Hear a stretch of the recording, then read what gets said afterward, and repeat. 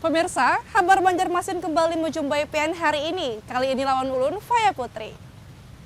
Sejumlah berita aktual dan beberapa informasi menarik lainnya telah kami siapkan. Berikut berita utama hari ini.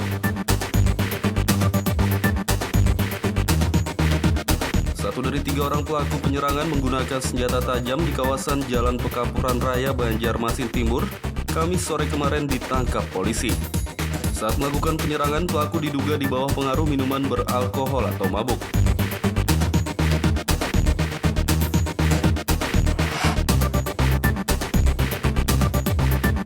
Terdesak kebutuhan biaya untuk menikah, seorang pemuda di Banjarmasin nekat mengedarkan narkoba jenis sabu-sabu.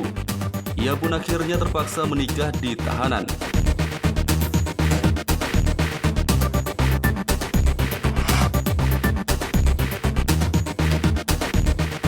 Sidang perdana kasus narkoba seberat 300 kg dengan 4 orang terdakwa, Kamis siang kemarin digelar di Pengadilan Negeri Banjarmasin.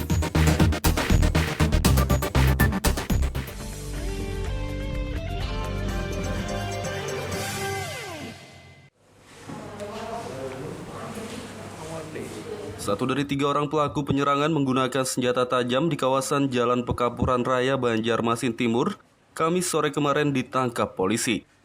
Saat melakukan penyerangan, pelaku diduga di bawah pengaruh minuman beralkohol atau mabuk.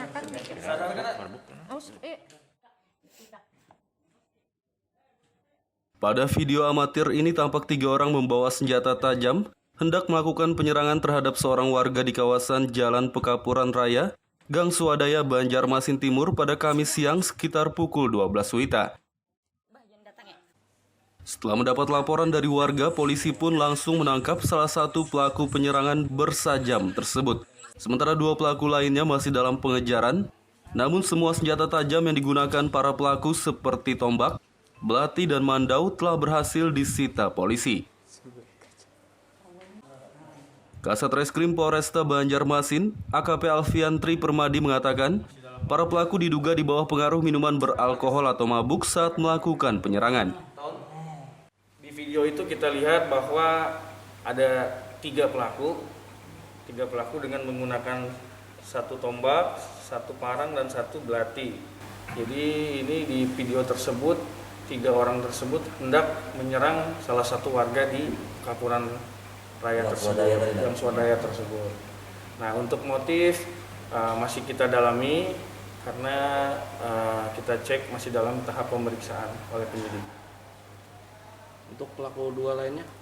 Nah, untuk pelaku 2 setelah kita identifikasi ada beberapa nama, ya insya Allah masih dalam pengejaran dari tim Jatanras. Sudah dikantongi, masih dalam tahap pengejaran oleh Jatanras. Nah, hasil dari keterangan tadi yang bersangkutan pian mabok? Minum. Terpengaruh oleh alkohol. Belum diketahui motif apa yang melatari aksi penyerangan dari 3 pelaku bersenjata tajam tersebut, dan saat ini polisi masih menyelidikinya. Dari Banjarmasin, Kalimantan Selatan, Muhammad Lutfi Darlan dan Hafiz Arrahman melaporkan.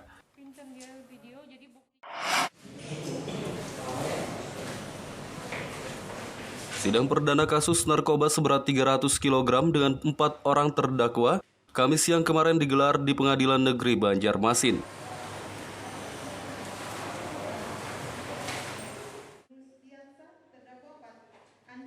Sidang perdana kasus narkoba jenis sabu-sabu seberat 300 kg ini dipimpin oleh Majelis Hakim Aris Bowono Langgeng dengan agenda pembacaan dakwaan. Persidangan ini digelar secara virtual dan diikuti keempat terdakwa yakni Sutrian, Anggi Yubi Aryata, M. Rizky Ramadan, dan Andika Prasetyanto. Dalam persidangan ini, jaksa penuntut umum meyakini keempat terdakwa terbukti melanggar Undang-Undang Nomor 35 Tahun 2009 tentang narkotika, sehingga akan dikenai pasal 132 ayat 1 junto pasal 112 ayat 2 dengan ancaman hukuman mati atau seumur hidup. Pembacaan surat dakwaan di hadapan terdakwa yang dilakukan secara daring atau via Zoom yang dihadiri oleh penasihat hukum. Karena terdakwanya adalah 4 orang, maka kita pasang pasal subsidiaritas yaitu primer melanggar pasal 132 yang untuk pasal 114 ayat 1 Undang-Undang Narkotika, kemudian subsidiar adalah pasal 132 yang untuk pasal 112 Undang-Undang Narkotika. Ancamannya berapa itu? Ancamannya pidana mati atau pidana seumur hidup, itu adalah ancaman maksimal. Terkait dengan dakwaan, bagaimana didakwakan oleh jaksa penuntut umum terhadap klien kami dari tim penasihat hukumnya, kami tidak akan mengajukan eksepsi, tetapi kami akan melihat nanti dari fakta-fakta persidangan, apakah yang didakwakan oleh jaksa penuntut umum itu benar-benar dilakukan oleh klien kami. Tapi kami dari penasihat hukum akan berusaha dalam persidangan nanti. Pasti kita akan buka fakta-faktanya. Sidang kasus narkoba seberat 300 kg ini akan dilanjutkan pada pekan depan dengan agenda mendengarkan keterangan saksi. Dari Banjarmasin, Kalimantan Selatan, Muhammad Lutfi Darlan dan Fahrulani melaporkan.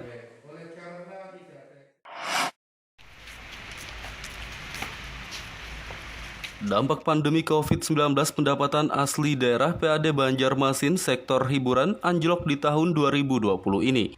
Karena sejak bulan Maret hingga Oktober lalu tempat usaha hiburan banyak yang tutup sehingga tidak mendapat pemasukan.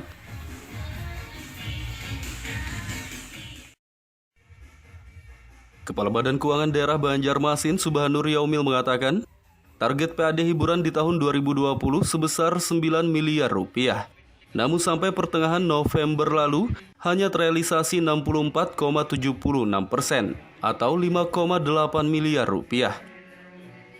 Menurutnya PAD sektor hiburan di tahun ini anjlok dibandingkan tahun-tahun sebelumnya dampak pandemi COVID-19. Karena sejak bulan Maret sampai Oktober lalu tempat usaha hiburan banyak yang tutup sehingga tidak mendapat pemasukan.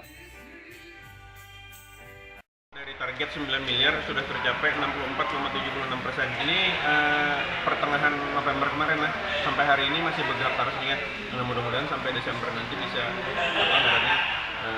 bisa memenuhi target lah. Dari turun, jelas turun. Karena sejak Maret kemarin hiburan tidak ada yang bukanya sampai dengan Oktober, September malah. Nah hanya November aja hiburan ini buka. Nah November ini setelah buka, kada tahu lagi kami berapa potensi sejak pandemi mereka melakukan pembukaan kembali dari hiburan mereka. Karena di Desember hanya tahu. Adapun objek pajak hiburan yang dimaksud yakni seperti tempat hiburan malam atau THM, karaoke, bioskop, rumah biliar, dan yang lainnya. Dari Banjarmasin, Kalimantan Selatan, Muhammad Lutfi Darlan dan Fudail melaporkan.